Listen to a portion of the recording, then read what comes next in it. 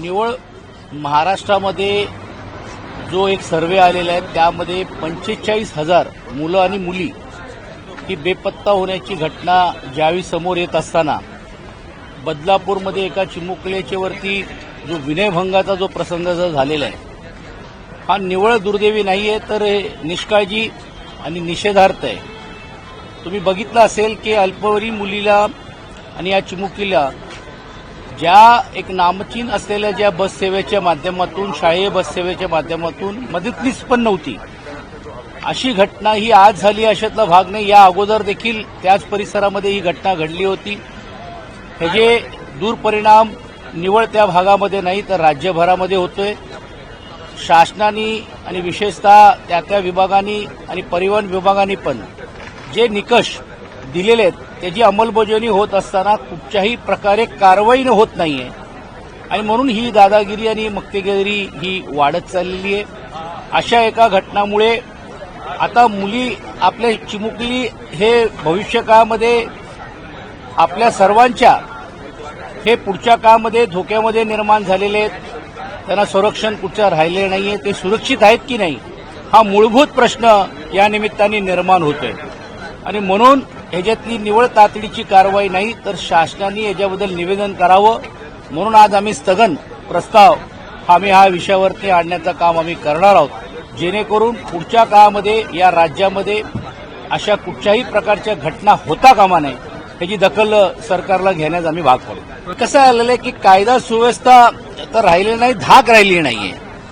कुठच्याही प्रकारे अशा ज्या घटना होत असताना जे फास्ट ट्रॅकवरती जे निर्णय होणं अपेक्षित होतो ते होत नाही।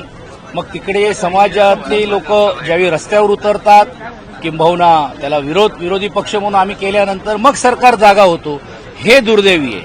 आणि म्हणून निकष आणि निर्णय अनेक होतात पण त्या निकष आणि निर्णयाच्या माध्यमातून जी अंमलबजावणी व्हायला पाहिजे त्या विभागाच्या माध्यमातून ज्याला आपण मॉनिटरिंग म्हणतो, वेळोवेळी तपासणी म्हणतो, ते दुर्दैवाने होत नाहीये।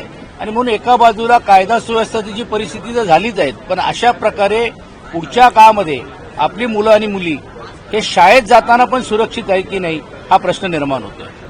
आणि कसं आहे की तो त्यांचा अंतर्गत प्रश्न आहे परंतु या बाबतीत आदरणीय आदित्यजी असतील, संजय राऊतजी असतील यांनी वारंवार आमची पक्षाची भूमिका ही स्पष्ट झालेली आहे। पण मी एक स्पष्ट अजून या निमित्ताने सांगू इच्छितो की आम्ही आमची भूमिका आग्रह मांडत असताना शेवटी महाविकास आघाडीचे सर्व घटक पक्षांबरोबर चर्चा करूनच तो निर्णय होणार आहे आणि ते व्हायलाच पाहिजे कारण प्रत्येकांकडे जी संख्या आहे कोणी आपल्या स्वबळावरती आपला हा उमेदवार निवडून आणू शकणार नाहीये। म्हणून त्या दृष्टिकोनातून मला असं वाटतं आज मी अगोदरच सांगितलं होतं की 27 आणि पार आज संध्याकाळपर्यंत या बैठका अपेक्षित आहे आणि एकमेकांशी नेते बोलतील आणि त्यात अंतिम निर्णय होण्याची अपेक्षा न करता येते।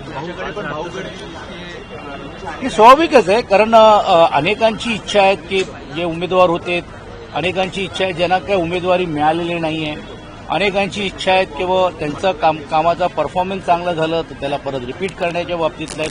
पण आमच्याकडे निर्णय आदरणीय पक्षप्रमुख उद्धवजी आणि आदित्यजी घेत असतात की ही सर्व मंडळी ज्यांच्या काय अपेक्षा आहेत त्या बाबतीतला आढावा म्हणा किंवा त्याबद्दलचा सुतोवाच म्हणा ते उमेदवारांनी त्यांना केल्यानंतर पक्षप्रमुख उचित निर्णय घेतील। आज 12 वाजता हाऊस सुरू होणार आहे, 11:30 या तुम्हाला दिसतील परंतु आज मराठी भाषा दिन आहे।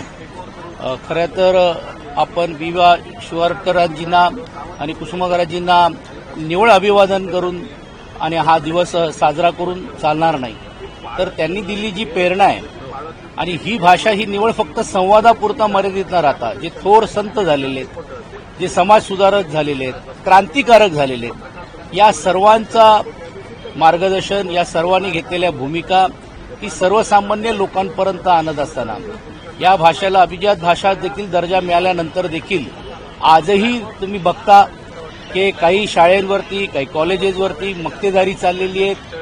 कालच बालभारतीचा विषय तुमच्या सर्वांच्या समोर आला।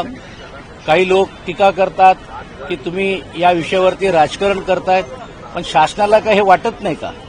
दुर्दैवाने म्हणावं लागेल की आजही देखील मराठी भाषा दिन साजरा होत असताना शासनाकडनं या भाषा दिनाच्या निमित्ताने याची जतन करण्यासाठी आम्ही काय करणार आहोत. जो संग्रहालय होता मरीन ड्राईव्हमध्ये, जो भवन बांधणार होता, त्याच्यातली कुठे सुरुवात झालेली दिसत नाहीये. कालच नाशिकमध्ये तुम्ही बघितलं असेल की अशाच प्रकारे जो पार्क बनवला गेला होता महानगरपालिकेचा, तो अत्यावस्थेमध्ये आपल्याला पाहायला मिळाला. आणि आयुक्तांना ज्यावेळी विचारण्यात आलं तर आयुक्त बोलले की नाही, हे कोणी त्याचा वापर करत नाही. म्हणजे आज एका प्रकारे AI लायब्ररी बनवण्याचं काम लालबागचा राजा ज्या अर्थी करतोय, एका बाजूला मनसेसारखा पक्ष असेल किंवा आम्ही मिळून पुस्तकाच्या माध्यमातून ज्याला आपण लायब्ररी म्हणतो मराठी भाषाची, त्याला अत्याधुनिक दर्जा देण्याचं काम करण्याचं काम हे सामाजिक क्षेत्रातली लोक करतायत. मग सरकार काय करतोय? आणि म्हणून दुर्दैवाने म्हणावं लागेल की या सरकार उदासीन आहे. त्यांना या विषयावरती काही पडलेलं नाहीये. निवळ राजकारणासाठी वापर करण्याचा प्रयत्न ही लोक करतायत.